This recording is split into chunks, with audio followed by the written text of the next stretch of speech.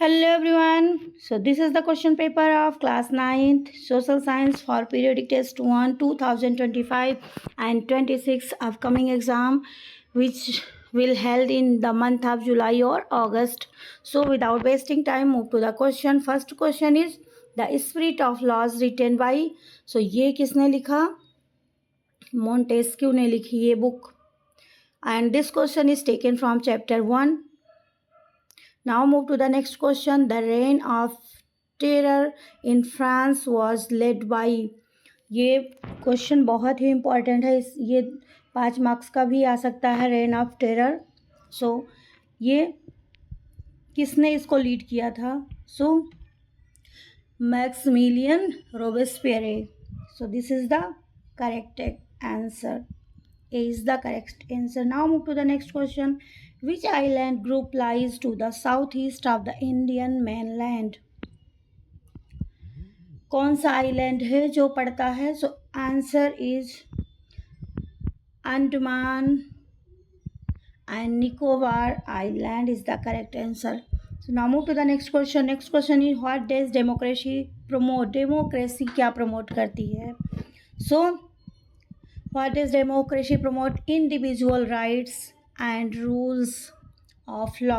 So democracy means क्या हो जाता है? Individual rules and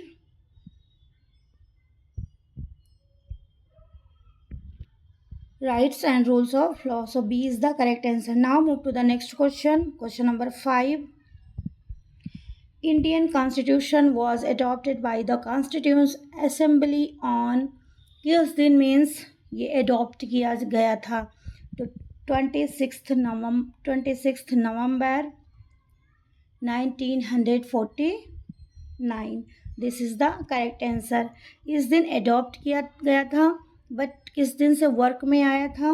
वो 26 जनवरी 1950. सो ये दोनों आप याद रखना. नेक्स्ट क्वेश्चन पे चलते हैं. The right to constitutional remedies is enshrined in which article of the Indian Constitution? So question number 6 का आंसर क्या हो जाएगा? Article 32 is the right answer. Now move to the next question. Name the main production activity of Palampur. Palampur की main product means production की activity क्या है? सो question number 7 का answer हो जाएगा फार्मिंग. नेक्स्ट है what does HIV stand for? HIV का means full form आपको बताना है. So high yielding varieties is the correct answer. A हो जाएगा आपका correct answer. High yielding varieties. Now move to the section B. Question number 9. What was the State General? State General का मतलब क्या हुआ? As you have study in the chapter number 1 that there were 3 state 1 state 2 and state 3. So this is इसका मतलब आपको बताना है. It was political body in France with representatives from the 3 state clergy nobility and commoners. So this is a state. Write more than 2 non-agricultural activities of village Palampur. So you have to write 2 non-agricultural activities of Palampur. You can write by your own any, like is dairy farming, shopkeeping, small scale manufacturing, and this is open-ended question. There is no any foundation. You can write any 2. Question number 11 पे चलते हैं. India is secular country. Justify this statement. So how will you justify that India is a secular country? So you can write like that. India does not promote or favor any religion. People are free to follow any religion. So you can write ऐसे आप लिख सकते हो कि भारत किसी भी धर्म या ऐसे एक को नहीं मानता कि हाँ ये ना किसी को प्रमोट करता है और you are free to follow any type of religion. So this is your answer. What was the tennis court oath? ये भी लिया गया है फ्रेंच रेवोल्यूशन से. टेनिस कोर्ट ओथ क्या थी. It was a place taken by the third estate members in 1789 to not disperse until they had drafted a new constitution. So उन्होंने third state के मेंबर्स ने लिया था टेनिस कोर्ट में. That's why this is known as tennis court oath. Next question पे चलते हैं. So next question is question number 12. That done. Next है 13. Which ocean is named after India? Give 3 reason as to why it was named after India. So कौन से ocean का नाम India पे पड़ा और why? What is the reason behind that? So question number 13 में है इंडियन ओशियन रीजन है लॉन्ग इंडियन कोस्टल लाइन. सबसे ज़्यादा मतलब इंडिया की कोस्टल लाइन जो है सबसे ज़्यादा मिलती है, पहला हो जाता है. सेकेंड है हिस्टोरिकल मैरीटाइम ट्रेड. सो दूसरा रीजन ये है. थर्ड है strategic central location. So these are the 3 reasons. Next पे चलते हैं. Write any 3 features of democracy. So you have to write 3 features of the democracy. Free and fair election.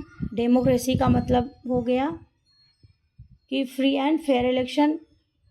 You have right to choose your leader. And next है rule of law. Next accountability of government.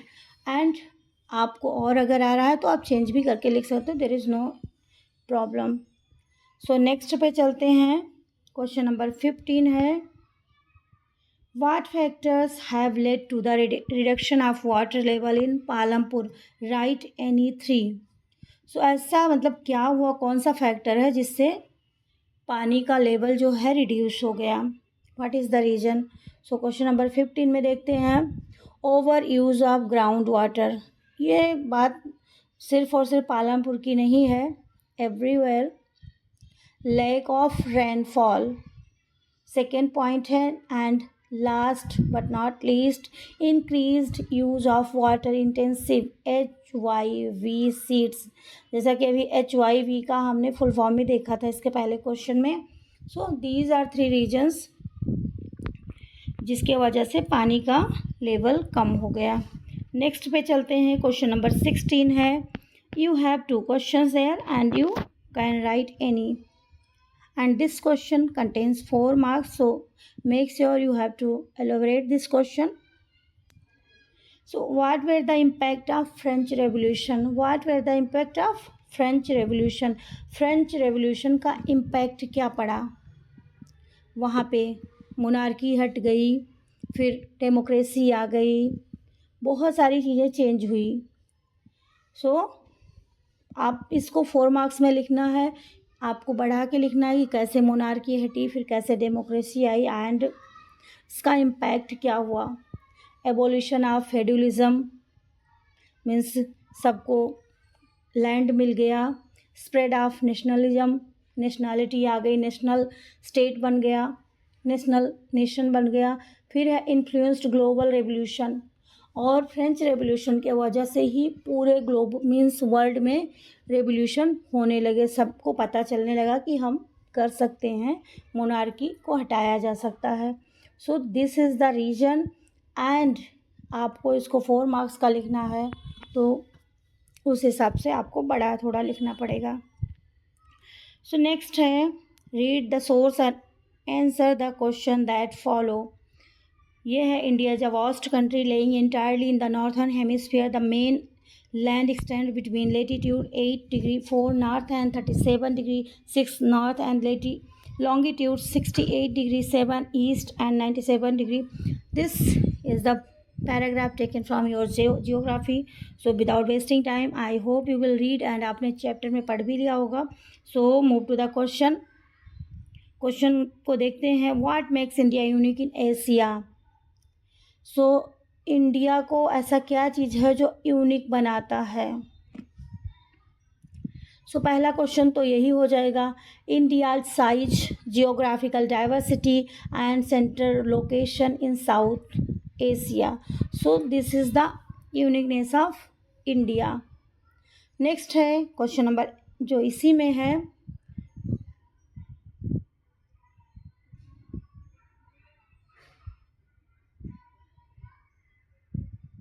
Indira Point is located in which island group of India. So जो Indira point है वो कौन से group island पे located है? Andaman and Nicobar island पे। Next है why is the tropic of cancer significant for India. Tropic of cancer का इंडिया के क्या इंपॉर्टेंस है, क्या सिग्निफिकेंट है? सो इसका हो जाएगा it divides the country into tropical and subtropical zones affecting climate and agriculture. So इस तरीके से इसका हो जाएगा। ये हिंदी में भी लिखा हुआ है, नो प्रॉब्लम, आप पढ़ सकते हो इसको।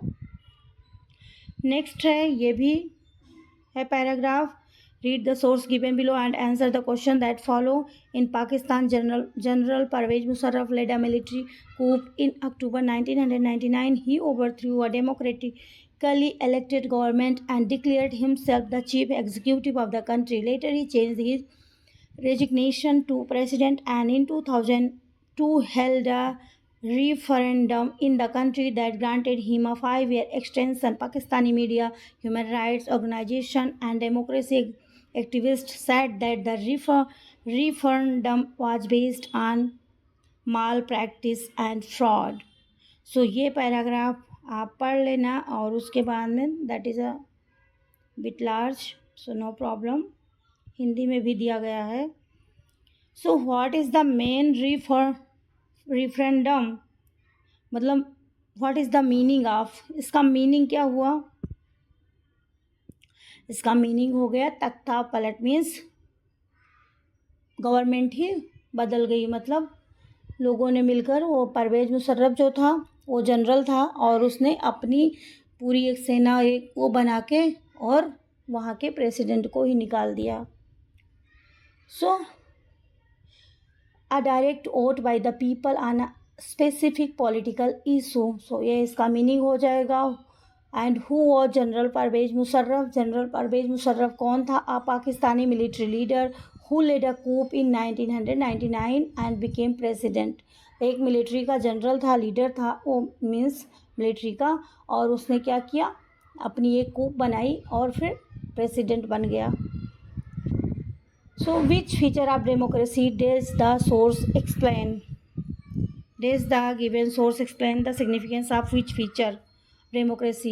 It highlights that real power must rest with elected representatives, not unelected officials.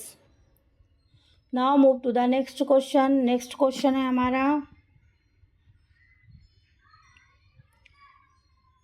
on the given outline map of India, locate the label at the following items on the given map: northernmost latitude of India and Tropic of Cancer.